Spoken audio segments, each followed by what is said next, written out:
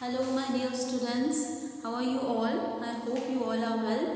Students, since we are heading towards the end of this chapter, let us, recall all the knowledge, all that we have studied in this chapter from the beginning, and certain questions will be solved in today's lecture so that you can, recall your previous knowledge and you can have a better understanding of how to solve a question which has been asked to you in the exam. Okay, so let us start. I have written 3 questions over here. Simultaneously we will solve certain more also. So without wasting time, let us just begin by solving the first question. I'll read it out for you. I'll just turn this camera towards this. So the first question says, on heating green colored ferrous sulfate crystals, reddish brown solid is left and smell of gas having odor of burning sulfur is experienced. Write the balance chemical reaction. Okay, that you need to. तो यहाँ आपको balance chemical reaction लिखनी है. Okay, क्या पूछ रहा है आपको कि on heating green color ferrous sulfate crystal, reddish brown solid is left and smell of gas having odor of burning sulfur is experienced. तो हमें पहले क्वेश्चन से पता करना है ना. क्वेश्चन से हम क्या पता करेंगे कि यहाँ दिया हुआ क्या है कि फेरस सल्फेट क्रिस्टल्स जो है ना, वो है हमारे पास. ठीक है, ग्रीन कलर के फेरस सल्फेट क्रिस्टल है जिसको हीट करने पर वो कौन से देते हैं, वो ब्राउन कलर सॉलिड हमें देते हैं. और क्या हो रहा है यहाँ पर, और यहाँ पर सल्फर डाइऑक्साइड यानी नहीं, सल्फर डाइऑक्साइड तो नहीं कहेंगे लेकिन बर्निंग ऑफ सल्फर की स्मेल आ रही है. ठीक है, यहाँ आपके क्वेश्चन में दिया हुआ है एक ऑर्डर जो है, एक बदबू जिसे हम कहते हैं और किसकी, बर्निंग ऑफ सल्फर, ये हमें एक्सपीरियंस हो रही है. तो ये रिएक्शन कैसा है, इसके पीछे क्या रिएक्शन चल रही है, ये हमें समझना है. Then what we need to do, we need to write the balance chemical reaction. तो इस तरीके के क्वेश्चंस आपको आते हैं. Let us solve them. Okay, तो पहले एक बात आप हमेशा ध्यान में रखिए कि फेरस क्रिस्टल सल्फर जो है ना, ये देखिए ग्रीन कलर के जो ये फेरस सल्फेट क्रिस्टल्स आपको बताया गया है, ये ऐसे ही नहीं होते है ना. ये होते हैं फेरस क्रिस्टल हमेशा हाइड्रेटेड फॉर्म में होते हैं. हाइड्रेटेड फॉर्म में होना मतलब which is surrounded by water hydration. Okay, which means it is in water hydration. Okay, so हम फेरस सल्फेट क्रिस्टल्स को किस तरीके से लिखते हैं, इस तरीके से लिखते हैं, Fe2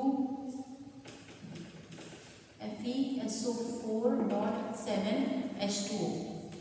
ठीक है, ये इस तरीके से हम लिखते हैं FeSO4.7H2O. यहाँ पर 7H2O का क्या मतलब है, that there are 7 molecules. Okay, कितने मॉलिक्यूल्स है, 7 molecules of water is present in what, ferrous sulphate crystals. ठीक है, तो ये बहुत ज़रूरी है जब आप कभी कोई ऐसा रिएक्शन आए जिसमें आपको पूछ रहा है कि ये कौन सी केमिकल रिएक्शन चल रही है और यहाँ पर क्या हो रहा है. तो यहाँ पर हमेशा याद रखें कि जो फेरस सल्फेट क्रिस्टल्स हैं है ना, they are surrounded by what, hydration. They are in the hydrated form. So we write it like FeSO4.7H2O. This is the formula for writing what, Fe crystals है ना, फेरस सल्फेट क्रिस्टल्स. ठीक है, इसको लिखने का ये फॉर्मूला है. अब यहाँ पर क्या पूछ रहा है कि ये यहाँ पर आप क्या एक्सपीरियंस करते हैं, एक odour of burning sulphur. Okay, तो यहाँ पर एक सल्फर की आपको स्मेल भी आप एक्सपीरियंस करते हैं. तो जब कभी भी याद रखिए कि सल्फर की जो है अपनी एक बहुत ही टॉक्सिक सफोकेटिंग स्मेल होती है. ओके, तो जब ये रिएक्शन चल रहा होता है तब वहाँ पर किसका लिबरेशन हो रहा है, सल्फर का भी लिबरेशन हो रहा है. तो इसको आपको पहले हम रिएक्शन हम लिख लेते हैं, है ना. रिएक्शन लिखकर फिर हम समझेंगे FeSO4.7H2O. ओके, अब it is on heating.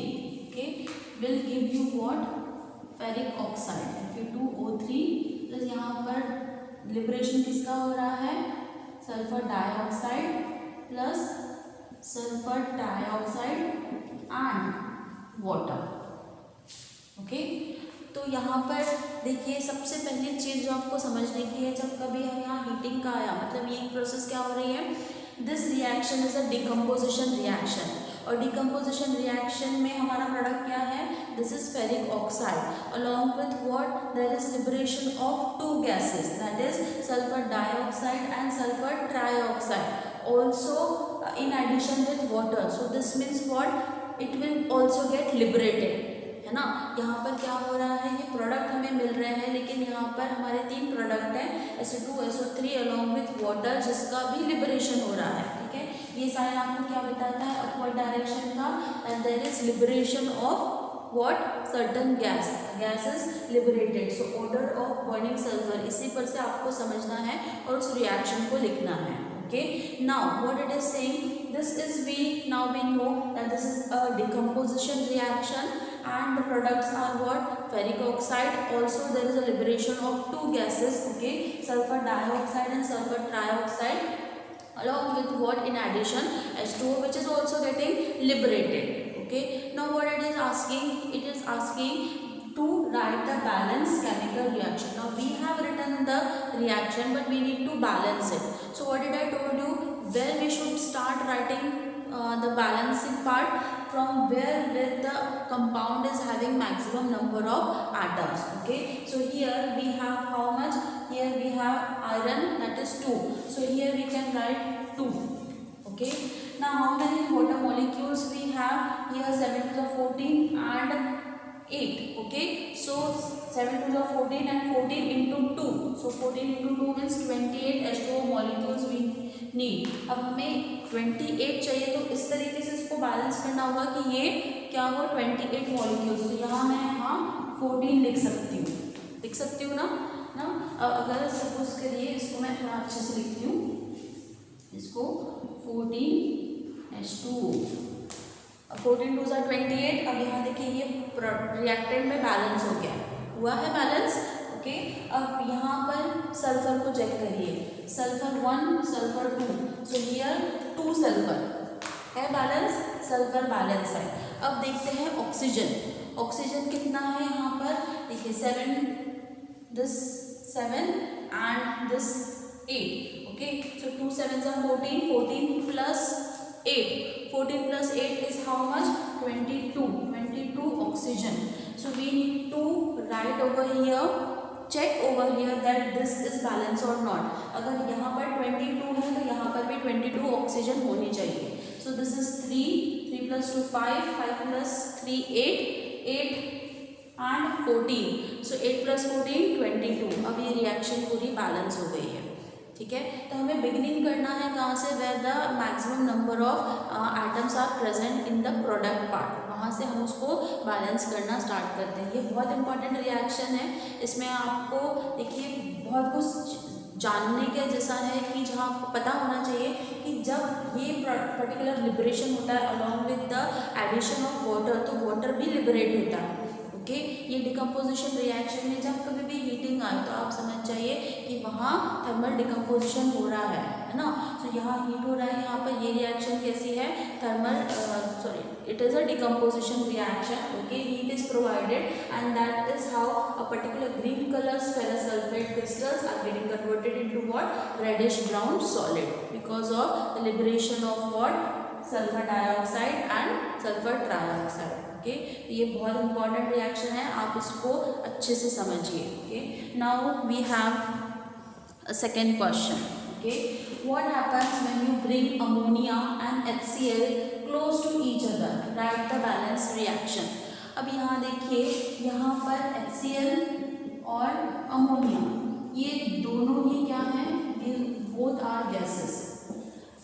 So when we bring these two gases close to each other, we get what, we get thick white fumes, white dense fumes हमें मिलते हैं, ओके। हमें क्या मिलता है प्रोडक्ट में, हमें जब हम हाइड्रोक्लोरिक गैस को और हाइड्रोक्लोरिक एसिड और अमोनिया, इनको हम जब क्लोज लेकर आते हैं, एक साथ रखते हैं, these two gases they gives us what, thick white dense fumes, okay. तो इसके ये क्यों मिलती है हमें, इन दोनों के रिएक्शन की वजह से। तो रिएक्शन में क्या है हमारे पास, ammonia plus HCl gives you what, ammonium chloride NH4Cl, okay. This is what, ammonium chloride, Okay, so this ammonium chloride is responsible for the thick white dense fumes. अब यहाँ पर बैलेंस रिएक्शन पूछ रहा है, देखिए N is 1 1, हाइड्रोजन देखते हैं 3 4, तो ये 4 Cl1 Cl1, so देखिए ये बराबर है, ये 4 ये भी 4, तो ये 1 ये 1, so this is what, this is a balance reaction. बहुत सिंपल सा रिएक्शन है, ठीक है. इस तरीके के भी आपको क्वेश्चंस आते हैं जहाँ आपको फाइंड आउट करना है कि कौन सा आप पर्टिकुलर यहाँ से पता करिए क्वेश्चन में पूछा क्या गया है ना, उसके बाद आप उसका रिएक्शन लिखिए और उसे बैलेंस करिए, ठीक है. तो बहुत डिफिकल्ट नहीं है, इजी है. अब हम थर्ड क्वेश्चन देखेंगे, ठीक है. तो चलिए थर्ड क्वेश्चन देखते हैं. When the powder of common metal is heated in open china dish, its color turn black. However, when hydrogen is passed over the hot black substance or foam, it regains its original color. What happened here? तो एक reaction चल रही है जिसमें आपको find out करना है कि कौन सा वो कॉमन मेटल है जिसकी वजह से जब वो हीट किया जाता है एक ओपन चाइना डिश में तो उसका पहले कलर चेंज होता है ब्लैक में. वापस जब ये फॉर्म सब्सटेंस फॉर्म हुआ है उसमें हाइड्रोजन जब पास होती है, ठीक है, इसी hot substance hot black substance में, तो हाइड्रोजन पास करने के बाद वापस से वो जो मेटल है वो अपना ओरिजिनल कलर जो है वो रिगेन करता है. तो यहाँ पर कौन सी रिएक्शन चल रही है ये आपको समझाना है और वो मेटल कौन सा है वो फाइंड करना है. तो सबसे पहले चलिए हम इस कॉमन मेटल को नाम दे देते हैं X, ठीक है. इस कॉमन मेटल को हम नाम दे देते हैं X. अब ये क्या बोल रहा है, जब ये कॉमन मेटल X सपोज जब हीट हो रहा है तो क्या करना है, X मेटल हीट करने पर हमें दे रहा है एक कलर चेंज, ठीक है. और वो कलर चेंज कौन सा है, वो है आपका ब्लैक कलर, ओके. कौन सा कलर दे रहा है, ये ब्लैक कलर. लेकिन जब वापस से इस ब्लैक कलर सब्सटेंस में हम हाइड्रोजन पास कर रहे हैं तो वो अपना ओरिजिनल कलर जो है, ठीक है, ओरिजिनल कलर जो है वो वापस रिटेन कर रहा है. तो वो कौन सा मेटल है और ये रिएक्शन कौन सी है. तो अब एक बात यहाँ मैंने आपसे कहा कि अगर आपको यह इस मेटल को फाइंड आउट करना है ना, तो इसको हमने क्या कर दिया, इसको हमने क्या नाम दे दिया, X नाम दे दिया. हीट करने पर अब ये क्या कह रहा है कि इसका कलर चेंज हो रहा है. तो देखिए एक्सपेरिमेंटल ऑब्जर्वेशन जो है ये बहुत इंपॉर्टेंट है इस पर्टिकुलर रिएक्शन के लिए, इसको समझने के लिए. तो जब आप यहाँ आएंगे तब ज़रूर हम ये वाला एक्सपेरिमेंट कर कर देखेंगे, because on the basis of that only you will be able to understand, है ना. तो एक्सपेरिमेंटल ऑब्जर्वेशन में आपको क्या चेंज पहले देखना है कि कलर चेंज, एक सब्सटेंस का दूसरा कलर चेंज, और जब हाइड्रोजन पास हो रहा है तो वापस से वो अपना ओरिजिनल कलर रिटेन कर रहा है. तो ये एक चीज़ हमेशा याद रखिए कि यहाँ पर क्या हो रहा है, ये एक रेडॉक्स रिएक्शन है. कौन सी रिएक्शन है, एक रेडॉक्स रिएक्शन है. इसके सेकंड केस में, है ना, ये फर्स्ट केस है, ठीक है, और ये है सेकंड केस, इसको हम अज्यूम करते हैं. तो सेकंड केस में यहाँ पर देखिए जब हाइड्रोजन पास हो रहा है तो मतलब क्या है, यहाँ पर सेकंड केस में आपका रिडक्शन चल रहा है, ठीक है. अब क्योंकि हाइड्रोजन पास हो रहा है, मैंने आपको क्या बताया था, रिडक्शन की डेफिनेशन क्या कहती है, एडिशन ऑफ हाइड्रोजन. तो यहाँ एडिशन ऑफ हाइड्रोजन हो रहा है मीन्स यहाँ सेकेंड पार्ट में आपका क्या है, रिडक्शन की रिएक्शन चल रही है. तो अब ऑब्वियसली रिडॉक्स रिएक्शन है मीन्स यहाँ फर्स्ट केस क्या हो जाएगा, फर्स्ट केस आपका बन जाएगा कौन सा, ऑक्सीडेशन, ओके.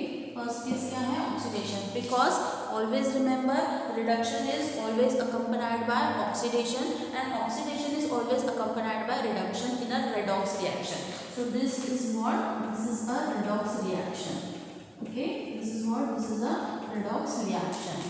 अब चलिए अब हम फर्स्ट केस को सॉल्व करते हैं. यहाँ एक्स मेटल क्या है आपका, वो है आपका एक्स मेटल है कॉपर. अब इसका होता है ब्राउन कलर, कौन सा कलर होता है, ब्राउन कलर होता है. अब यहाँ ऑक्सीडेशन हो रहा है, ऑक्सीडेशन हो रहा है मीन्स ऑक्सीजन जो है वो इन्वॉल्व है.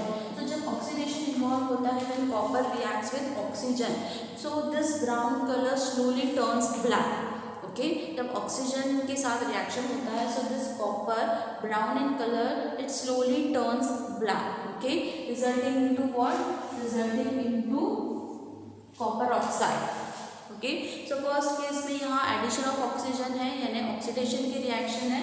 This brown colour is getting change to what, black colour. Okay, ये यहाँ पर ब्लैक कलर हो रहा है। अब इसको देखिए, यहाँ पर ये बैलेंस नहीं है, इसको हम बैलेंस करेंगे, ऑक्सीजन के 2 तो यहाँ कॉपर के भी 2। अब ये रिएक्शन बैलेंस है, तो फर्स्ट केस हमारा ऑक्सीडेशन का कंप्लीट है। Now it is saying when hydrogen is pass in the same hot black substance form. ठीक है, तो यहाँ हॉट ब्लैक सब्सटेंस कौन सा है, that is copper oxide.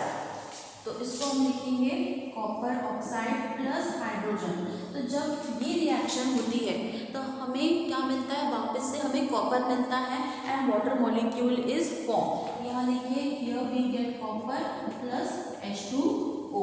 So this black colour will again turn back to brown. So because of this reaction, this reduction reaction, when hydrogen is passed in the copper oxide, we are able to get the copper again. That is why this black color can regain its original color. ठीक है, समझ में आपको कि एक redox reaction क्यों है, क्योंकि यहाँ सेकंड पार्ट में देखिए आपको हिंट दिया हुआ है कि हाइड्रोजन पास हुआ है। तो हमेशा याद रखिए, अगर सेकंड पार्ट में रिडक्शन चल रहा है तो पहला पार्ट कौन सा होगा, उसका ऑक्सीडेशन ही होगा। ये बहुत इंपॉर्टेंट है। ओके, इसको इसी तरीके से आपको समझना और एक्सप्लेन करना है। अब यहाँ ये भी बैलेंस है और ये भी बैलेंस है, तो इस तरीके से आपको सॉल्व करने होते हैं ये questions. Okay, let me write some more questions, then we will solve it so that you can have a better idea about how to write a reaction, how to solve a question and how to balance it. Okay, तो चलिए यहाँ मैंने एक question लिखा है which says that which among the following are physical and chemical changes. तो मैंने आपको बताया था फिजिकल चेंजेस का मतलब क्या होता है, that they are what, they are reversible changes, है ना। सो फिजिकल चेंजेस के example would be like evaporation, melting, condensation, precipitation, all the sublimation, all these are what, these are physical changes, right. So on from where you can understand that yes, this is a particular physical change and this is a chemical change.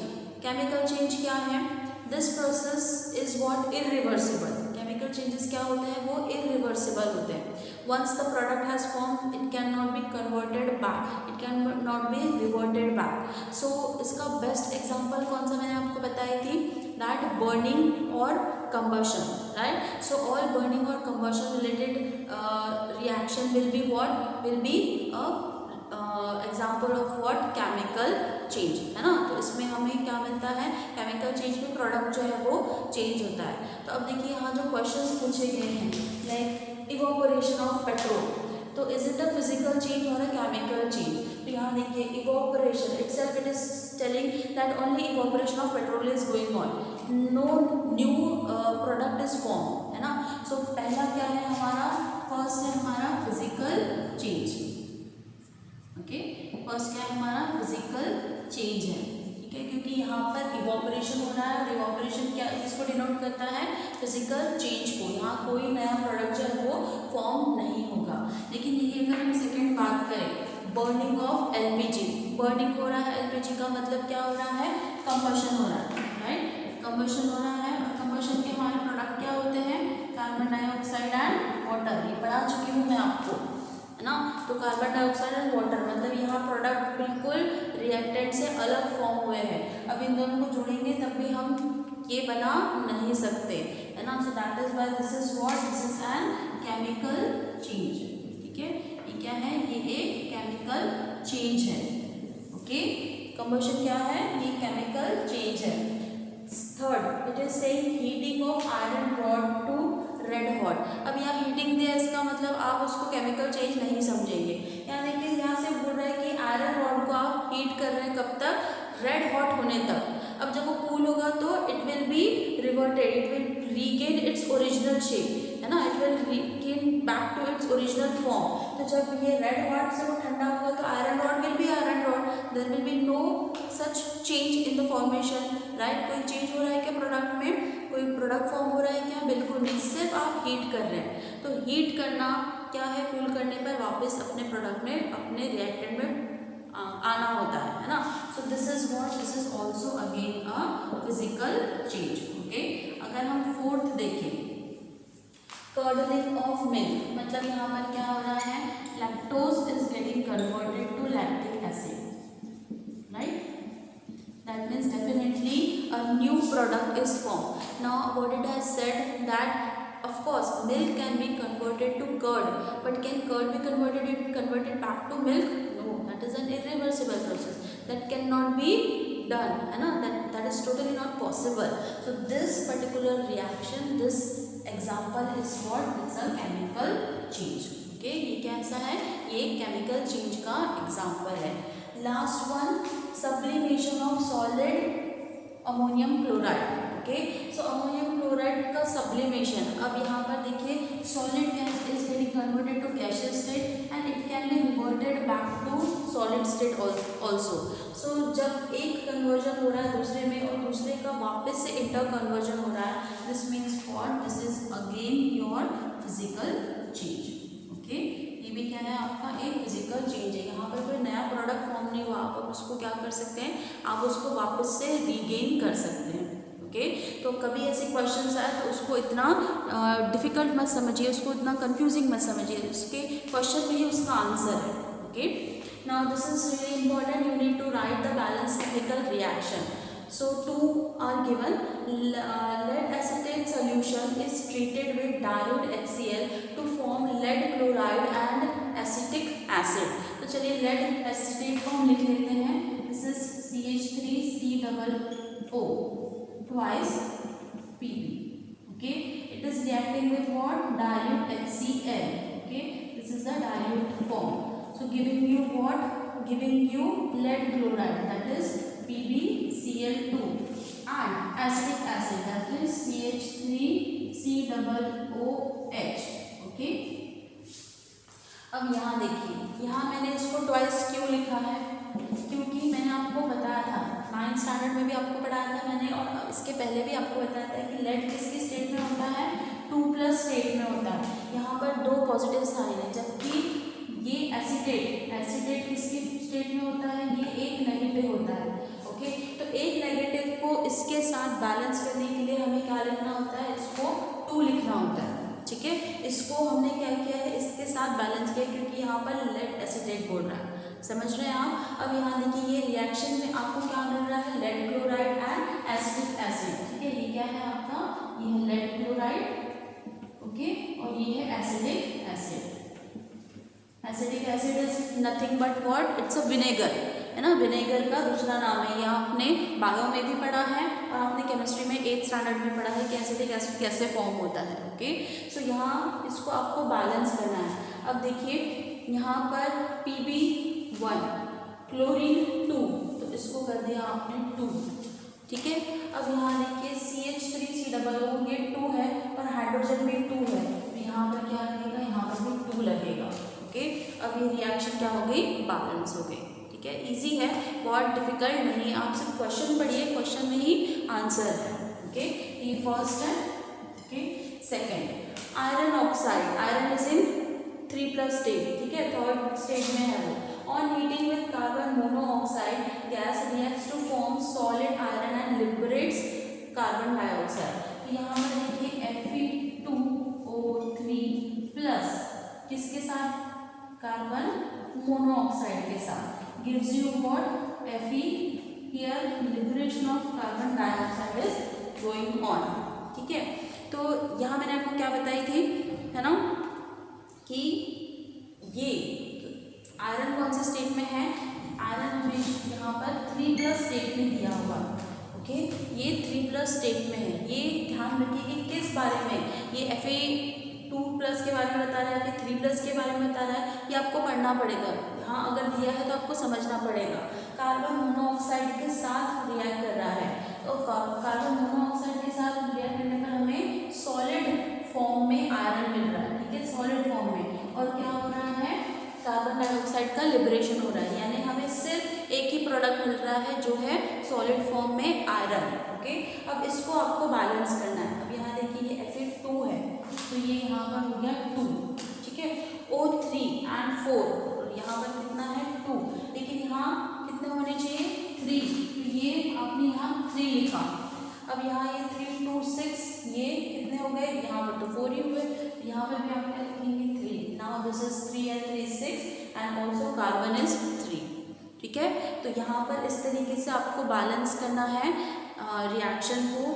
This is the last topic that was remaining. ये हमने ख़त्म कर लिया है. If you have any query you can call me and ask me. Okay, here we have ended our first chapter. From your next lecture we will be starting acids, bases and salt. Okay, और वो भी बहुत important chapter है. तो I hope that you have understood this chapter very well. Start practicing all the reactions and how to balance them, how to write a proper chemical reaction. Okay, and do practice, because only practice can help you solving such type of questions. Okay, good day students, take care.